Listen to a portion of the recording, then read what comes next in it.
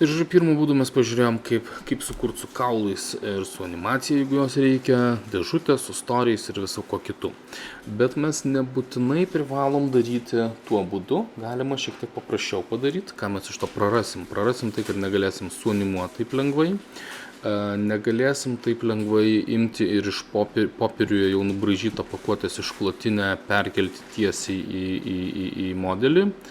Bet užtat laimėsim tai, kad nereiks steriliuoti su kaulais, nereiks white paintų dažyti, bus šiek tiek sunkiau tekstūras uždėti ir išlaikyti tikslumą.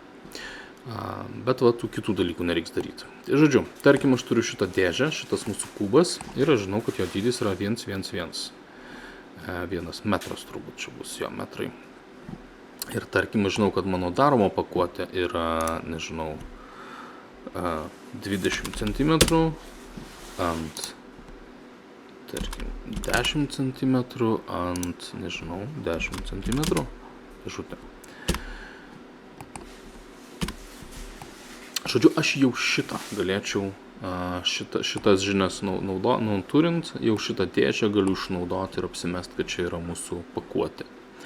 Ir dabar, aišku, turint šitos dydžius, 0,2, 0,1 ir 0,1, aš turėčiau susikurti savo tekstūrą, kurią reiktų pagalvoti, kaip čia tą išklotinę nupiešti.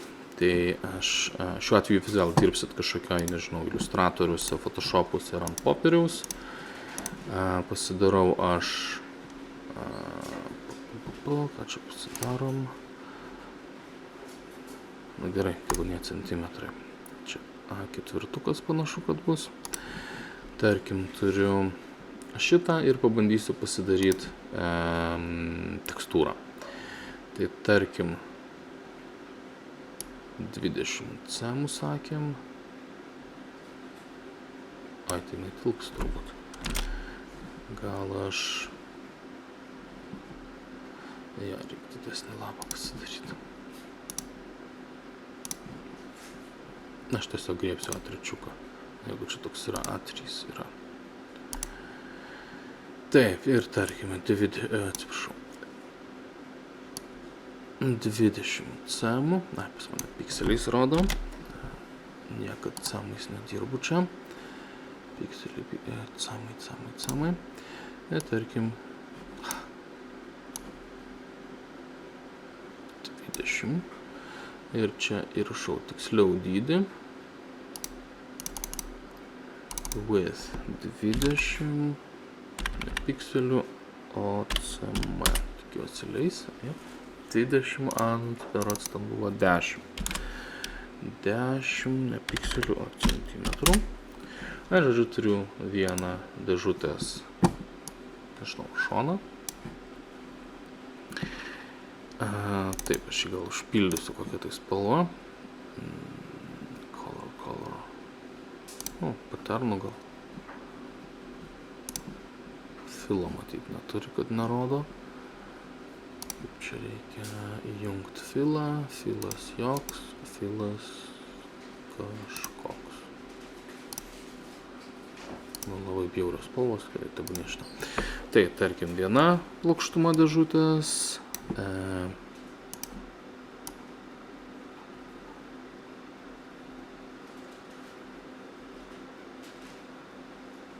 Tada bus šono dydis 10 ant 10 cm. Ne. Kaip aš ten dariau? 20 ilgis.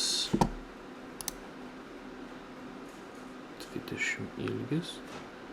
Tai aš čia turiu tą apačią. Tai visos vienodos bus plokštumas. Gerai, 1, 2, 3. Ir žodžiu, aš dabar nedarysiu, bet pasidarytumėt visą išklotinę. Ir aš kryvai čia neprilygiaviau, bet kol kas bus gerai taip. Išsisaugau. Vėl kokį nors pegą PNG ar kažką. Kokį aš ten folderį naudojau.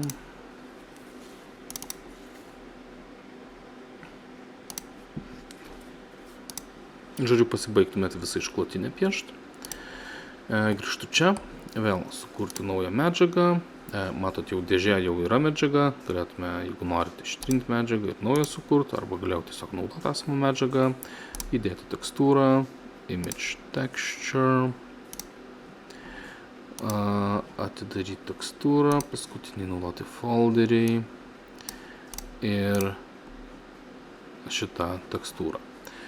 Tegul rodo ją viewportą, matom kažkaip čia jau uždengia, bet kreivai.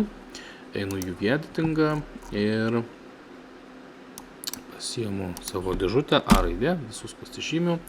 Ir turbūt čia bus irgi box cube projection, tai bus... nevelnio. Žodžiu, kai buvo viskas plokštumoje, tai buvo labai lengva. Galėjom padaryti cube projection ir viskas veiktų. Dabar jau reiks rankiniu būdu tai daryti. Tai žodžiu, pirmą face'ą pasiimu, UV,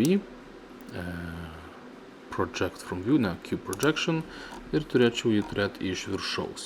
Bet matot, jis dabar, jo dydis visai netitinka to, ką turim tekstūroje. Tai man reikės imti ir jį suscalinti ir padaryti, kad jis atitiktų mūsų pirmą plokštumą nupieštą Photoshop'e. Aš aišku nepasižymėjau kažkaip šonų, tai man bus labai sunku pataikyti. Bet, žodžiu, pirmą plokštumą. Ir aišku, dar pasidariau, kad viskas vienoda, tai nematysiu skirtumo. Tai aš dar grįžtu greit iš Photoshop'ą ir ką nors pakeičiu. Pavyzdžiui, šitam viduriniam. Jo gal filą paimsim ir kitą spalvą uždėsim. Čia matyt ne filas buvo. Čia filas. Nu, tikrai skirsis spalva. Ir Save As. Ant to paties JPEG-o.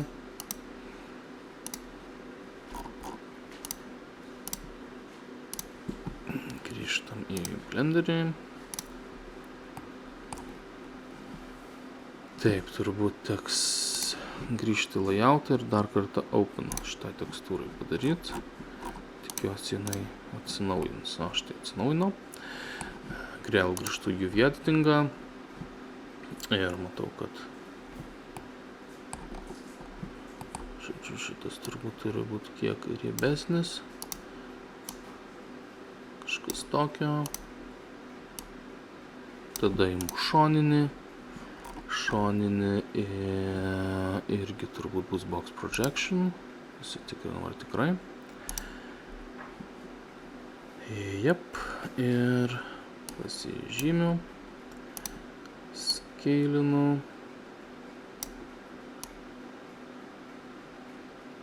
Nu, matot, anuo būdu šitas žingsnis buvo žymiai lengvesnis ir paprastesnis. Nerodo tekstūrų. Shaded. Ir matot, tokiu būdu uždengiau. Ir žodžiu, aš dabar galėčiau visą savo modelį pasidengti, kaip man reikia pagal esamą išklotinę, nupieštą Photoshop'e ar Illustrator'e ir kur. Ir tokiu būdu pasidaryčiau, žodžiu, žymiai lengviau, be jokių kaulų, be jokių nieko, bet trūkumas tas, kad, aišku, negaliu animacijos susilankstymo padaryti ir šiek tiek bus sunkiau storius visokius daryti ir tikslumą išlaikyti iš tikrųjų, jeigu aš norėsiu vis dėlto tos storius daryti. Dabar apsimeskim, kad aš jau užteksturavau viską, dabar nedarysiu visko iki galo. Grįžtu į layoutą ir norėčiau padaryti, kad jisai, tarkim, atsidarytų, žodžiu, atsirastų storis. Tai, žodžiu, norėtume išskaidyti, padaryti story, išskaidyti vieną vertexą. Žodžiu, edit modas turim vieną vertexą ir einu į vertex ir rip vertices. Ir kas dabar atsitinka? Pažymiu vieną vertexą ir pastebit, čia yra viršus, čia kita dalis.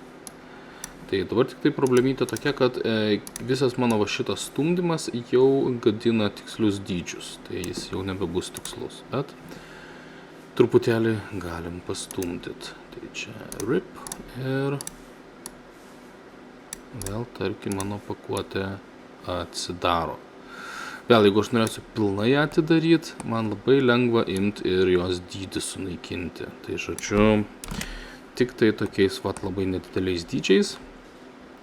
Ir vėl aš galiu Object Mode įdėti modifierį Solidify ir tokiu būdu išgauti story. Ar į išorę, ar į vidų vos ir turiu story. Tai žodžiu, šiuo atveju žymiai lengviau turbūt modeliuoti, bet prarandu animaciją ir jeigu norėčiau dabar atidengti kažkaip tą dangtelį, neturiu tokios galimybės. Tiksliai tą padaryti labai sunku būtų, nors įmanoma, bet žodžiu sunkiau. Bet aišku, privalumas tas, kad šiek tiek mažiau darbo. Aišku, galiu kažkokias kitas formas pasidaryti.